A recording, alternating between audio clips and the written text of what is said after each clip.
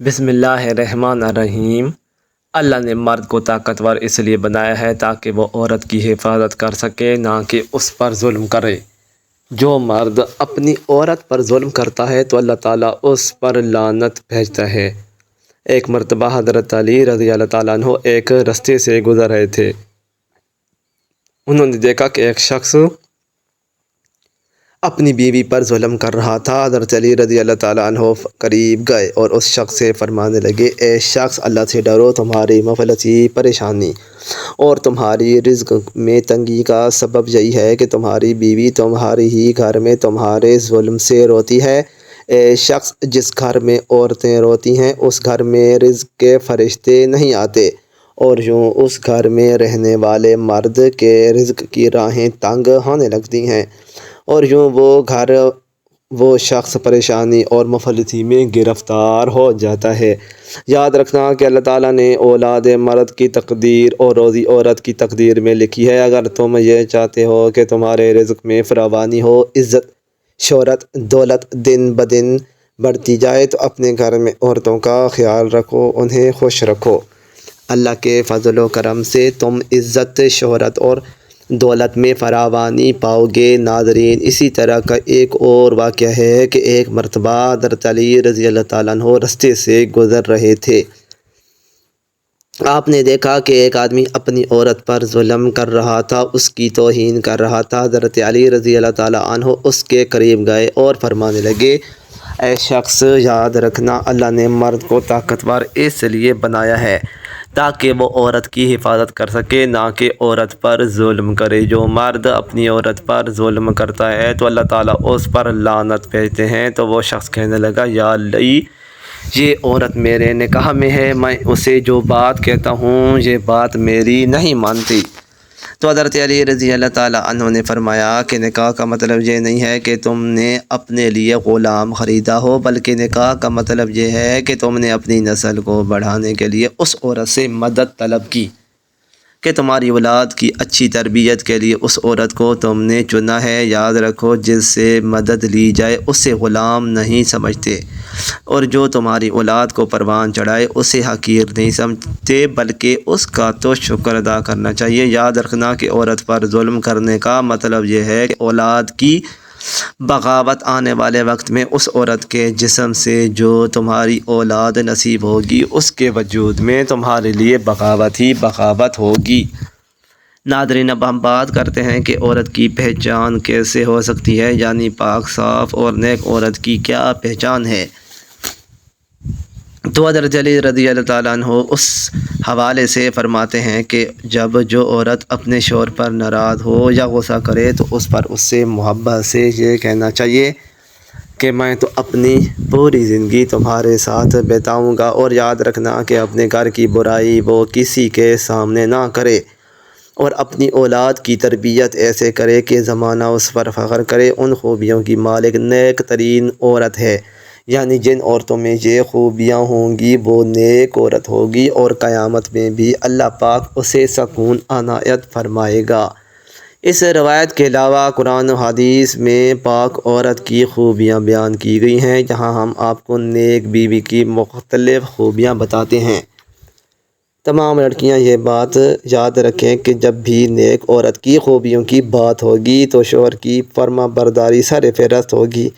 نیک عورتیں وہ ہیں جو فرما بردار ہیں اور اپنے شوہر کی غیر موجودگی میں اپنے مال کی حفاظت اور اپنے آبرو کی حفاظت کرنے والی ہوں۔ نبی کریم صلی اللہ علیہ وآلہ وسلم سے پوچھا گیا کہ سب سے بہترین عورت کون سی ہے، تو آپ صلی اللہ علیہ وآلہ وسلم نے فرمایا، وہ عورت کہ جب اسے شوہر دیکھے تو وہ خوش ہو جائے، اور شوہر جب اسے حکم دے تو اس کی فرما برداری کرے، اور اپنی جان اور مال میں شوہر کا ناپسندیدہ کام نہ کرے۔ عورت کی محبت میں حقدار سب سے زیادہ اس کا شوہر ہے۔ اس کا اندازہ اس بات سے لگایا جا سکتا ہے کہ نماز عبادت کی سب سے اعلیٰ قسم ہے اور سجدہ اس کی چوٹی ہے، لیکن شریعت میں شوہر کا مقام و مرتبہ واضح کرنے کے لیے اتنی اونچی مثال بیان کی گئی ہے۔ سیدنا ابو ہریرہ رضی اللہ تعالیٰ عنہ سے روایت ہے کہ نبی کریم صلی اللہ علیہ وآلہ وسلم نے ارشاد فرمایا، اگر میں اللہ تعالیٰ کے سوا کسی اور کو سجدہ کرنے کا حکم دیتا تو میں بیوی کو اپنے شوہر کو سجدہ کرنے کا حکم دیتا۔ پھر آپ صلی اللہ علیہ وآلہ وسلم نے فرمایا، قسم اس ذات کی جس کے قبضے میں میری جان ہے، عورت اپنے رب کا حق ادا نہیں کر پائے گی جب تک وہ اپنے شوہر کا سارا حق ادا نہ کرے۔ تمام مسلمان خواتین کو یہ سوچنا چاہیے کہ جس رب نے مردوں کو 1 سے زیادہ اور 4 تک بیویاں رکھنے کی اجازت دی ہے، وہ رب ہم سے زیادہ ہماری مصلحتوں اور ضروریات سے واقف ہے۔ یہ بات بھی درست نہیں کہ صرف اسی مرد کو دوسری شادی کرنی چاہیے جس کی اہلیہ بانجھ ہو یا کسی خطرناک مرض میں مبتلا ہو جائے۔ ایسا نہیں، بلکہ اللہ تعالیٰ نے ہر مرد کے لیے جو 1 سے زیادہ بیویوں کے حقوق ادا کرنے کی استطاعت رکھتا ہو اسے عام اجازت دی ہے۔ لہٰذا جو خواتین مردوں کے دوسرے نکاح میں رکاوٹ ڈالتی ہیں انہیں اللہ تعالیٰ سے ڈرنا چاہیے۔ مرد اور عورت کے باہمی تعلق کو مضبوط اور قائم رکھنے والی چیز دونوں میں باہمی الفت و محبت اور ایک دوسرے کے لیے جذبہ ایثار اور قربانی ہے۔ لیکن اگر کبھی اس تعلق میں دراڑیں پڑنا شروع ہو جائیں تو اسلام اس کے لیے راستے بھی تجویز کرتا ہے۔ مرد کو طلاق کا اختیار دیا گیا ہے، لیکن اس سے پہلے اصلاح احوال کے لیے گھر کا سرپرست ہونے کی حیثیت سے یہ ہدایت کی گئی ہے کہ اگر عورت مرد کے حقوق کی ادائیگی سے اجتناب کرتی ہے یا اس میں کوئی کمی بیشی کرتی ہے یا خود سری اور بغاوت پر اترتی ہے تو ایسی صورت میں اسے نصیحت کی جائے اور ہر طرح سے سمجھانے کی پوری کوشش کی جائے۔ اگر یہ طریقہ کارگر ثابت نہ ہو تو پھر عورت کو بستر پر تنہا چھوڑ دیا جائے، یعنی ایک ہی گھر میں رہتے ہوئے اس سے تعلق توڑ دیا جائے۔ یقیناً اللہ تعالیٰ کی ذات نے جو تراکیب بتائی ہیں ان میں ہمارے لیے بڑے فائدے ہیں۔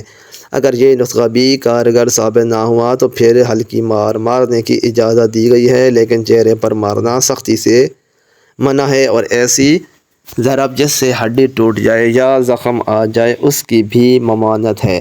یہاں مارنے سے مراد دراصل ایسی ہلکی سزا ہے جو عورت کی انا کو مجروح کر کے اصلاح کی طرف مائل کرنے میں مدد دے۔